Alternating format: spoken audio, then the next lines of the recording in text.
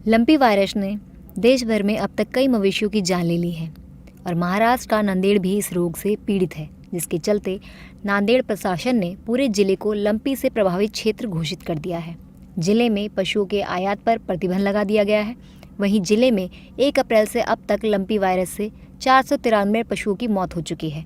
बता दें कि इस बीमारी से मवेशियों की त्वचा पर गांठें बन जाती हैं और बुखार रहता है। हालांकि प्रशासन लंपी से पीड़ित मवेशियों का निःशुल्क इलाज कर रहा है।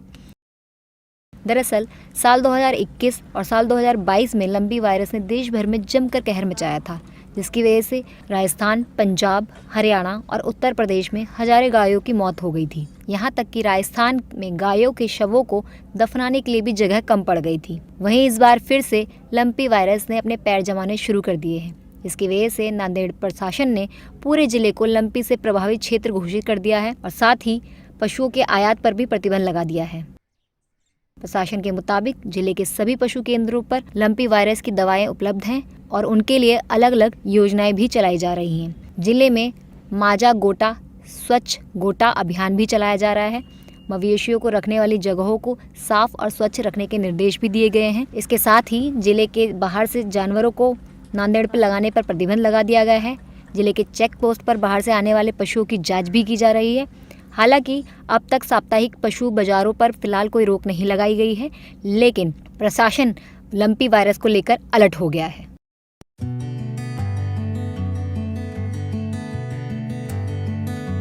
डोरंडा कोषागार से जुड़ा चारा घोटाला मामले में सीबीआई की विशेष अदालत ने अपना फैसला सुना दिया है। बता दें कि सीबीआई के विशेष न्यायाधीश विशाल श्रीवास्तव ने अपना अदालत में फैसला सुनाया है। जानकारी के मुताबिक 125 आरोपियों में से 35 आरोपियों को बरी कर दिया गया है, जबकि 52 ऐसे दोषी हैं जिनको 3 साल की सजा सुनाई गई है। वहीं बाकियों पर अभी फैसला आना बाकी है।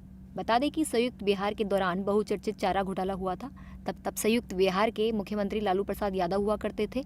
इस दौरान डोरंडा कोषागार से 36 करोड़ 59 लाख रुपए की अवैध तरीके से पैसे निकाले गए थे। यह पैसे साल 1990 से 1995 के दौरान निकाले गए थे, जिसके बाद डोरंडा कोषागार मामले में 27 साल चली सुनवाई के दौरान सीबीआई के विशेष लोक अभियोजक रविशंकर ने इस मामले में कुल 116 गवाहों का बयान दर्ज कराया है।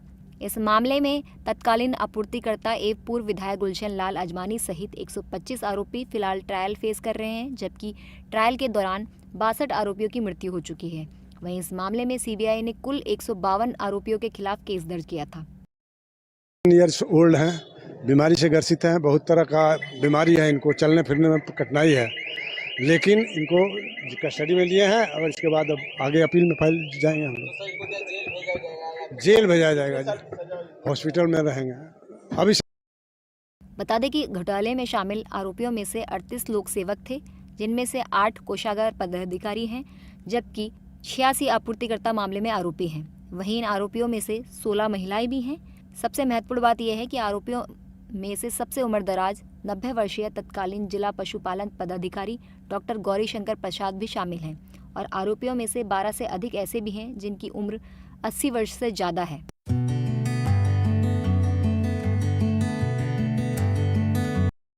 देश की राजधानी दिल्ली G20 समिट की मेजबानी करने जा रही है, जिसके मद्देनजर दिल्ली के अलग अलग हिस्सों को पेंटिंग और फव्वारों से चमकाया जा रहा है। दिल्ली की सड़कों को भी दुरुस्त किया जा रहा है। हालांकि दिल्ली के मेकओवर को लेकर अब राजनीतिक घमासान शुरू हो गया है। फंड खर्च को लेकर आम आदमी पार्टी और भारतीय जनता पार्टी आपस में भिड़ गई हैं। क्रेडिट वॉर के इस राजनीतिक बवाल में आम आदमी पार्टी ने बयान जारी कर भाजपा के दावों को खारिज किया।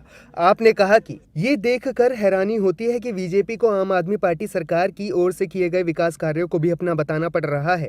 दिल्ली में पीडब्ल्यूडी की सड़कों से जुड़े कार्यों में पूरा पैसा दिल्ली सरकार के पीडब्ल्यूडी द्वारा खर्चा किया गया है। वहीं एमसीडी की सड़कों से जुड़े कार्यों में पूरा पैसा एमसीडी द्वारा खर्च किया गया है। तो वहीं बीजेपी ने दावा किया कि दिल्ली की सूरत बदलने के लिए केंद्र ने पैसा खर्चा किया है। बीजेपी का कहना है कि ये अफसोसजनक है कि सीएम अरविंद केजरीवाल और उनके मंत्री बेशर्मी से दिल्ली के बदलाव का श्रेय चुराने की कोशिश कर रहे हैं। हम दिल्ली के मुख्यमंत्री अरविंद केजरीवाल को चुनौती देते हैं कि वे G20 की तैयारी के लिए दिल्ली में उनकी सरकार द्वारा किए गए सौंदर्यकरण या विकास की एक भी योजना बताएं। इसके अलावा एक और समस्या है जो G20 सम्मेलन से पहले दिल्ली में खड़ी हो गई है। दरअसल G20 शिखर सम्मेलन के लिए दिल्ली आ रहे तमाम राष्ट्रीय अध्यक्षों और विदेशी प्रतिनिधिमंडल की भीड़ को देखते हुए दिल्ली के 5 सितारा होटलों ने 5 से 10 गुना तक किराया बढ़ा दिया है। इससे उन देशों या संस्थानों की समस्या बढ़ गई है जिनका भत्ता कम या सीमित है, उनके ठहरने का संकट खड़ा हो गया है।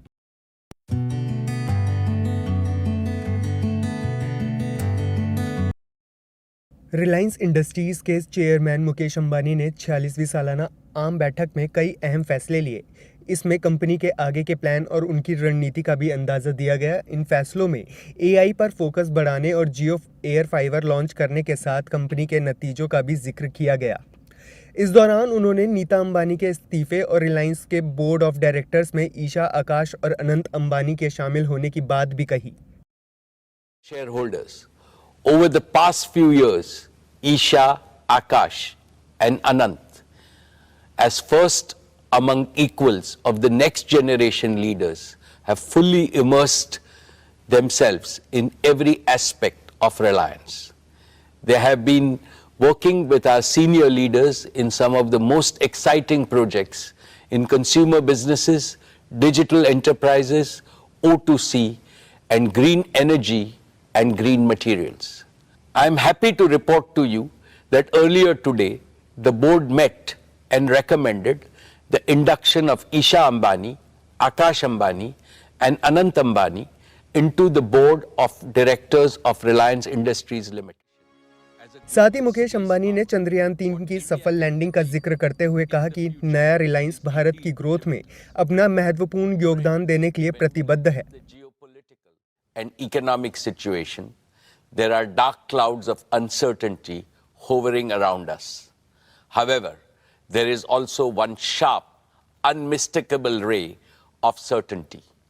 The certainty that India will rise as a leading nation in our increasingly multipolar world. India's transformation as a prosperous, strong and self-confident nation stands out as a beacon of hope for the world. Mukesh Ambani ने जियो financial services का road map पेश करते हुए बताया कि जियो finance insurance sector में entry करेगी। इसके लिए ग्लोबल लीडर से पार्टनरशिप करेगी। इसी के साथ कंपनी के जरिए 182 करोड़ भारतीयों को फाइनेंशियल सर्विसेज दी जाएंगी।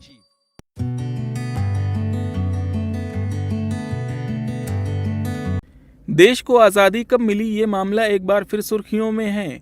इसको लेकर बिहार बीजेपी के अध्यक्ष सम्राट चौधरी ने विवादित बयान दे दिया है। सम्राट चौधरी का मानना है कि देश को असल आज़ादी जेपी आंदोलन के बाद गठित सरकार से ही मिली। सम्राट चौधरी ने ये बातें गोस्वामी तुलसीदास की जयंती पर आयोजित एक समारोह में कहीं। मैं 1947 में आजादी मानने वाला व्यक्ति नहीं हूँ। अंग्रेजों ने जरूर छोड़ दिया, लेकिन नए अंग्रेज देकर गए थे, समझ गए। और मैं संपूर्ण आजादी जो पटना के धरती से निकला और जो 1977 में पहली आजाद नई सरकार बनी, मैं उसी को संपूर्ण क्रांति मानता हूं। सम्राट चौधरी के आज़ादी को लेकर दिए गए बयान के बाद बिहार में सियासी पारा हाई हो गया है। मुख्यमंत्री नीतीश कुमार ने कहा कि जिसको आज़ादी के बारे में नहीं पता वो पूरी तरह से इल्लीगल है। सीधे सीधी जिसको हमको तो नहीं मालूम है, उन लोगों के किसी बात पर हम ध्यान ही नहीं देते। अब आज़ादी कब हुआ है मालूम नहीं है, और जिसको आज़ादी की बात के बारे में मालूम नहीं है, इसका मतलब वो कितना इल्लीगल है। इसे छोड़िए ना उन सब चीजों का। वहीं डिप्टी सीएम तेजस्वी यादव ने भी सम्राट चौधरी के बयान पर निशाना साधा। उन्होंने कहा कि बीजेपी के लोग मुद्दे की बात ना करके लोगों को कंफ्यूज करने का काम करते हैं। कुछ भी लोगों को कहना, कुछ भी बकवास। और आप जान रहे हैं, सब लोग जान रहे हैं, इंडिपेंडेंस डे सब लोग बनाता है, 15 अगस्त को काले लोग झंडा फहराता। कौन सी बात है, बकवास वाली बातें हैं। इधर की बात उधर, मुद्दे की बात ये लोग नहीं करते, लोगों को कंफ्यूज करना होता है और कहीं ना कहीं से इतिहास को पूरी तरीके से बदलने की कोशिश की जा रही है। तो इन लोगों का कोई मायने नहीं रखता, कौन क्या कहता है नहीं कहता है, इससे कोई किसी को फर्क भी नहीं पड़ता। बता दें कि बीजेपी के प्रदेश अध्यक्ष सम्राट चौधरी ने 27 अगस्त को कहा था कि मेरे मायने में तो आज़ादी 1977 से मिली है। 1947 में अंग्रेज से देश की आज़ादी तो ज़रूर मिली, लेकिन असल आज़ादी 1977 के आंदोलन के बाद हुई। Subscribe now and press the bell icon. Never miss an update.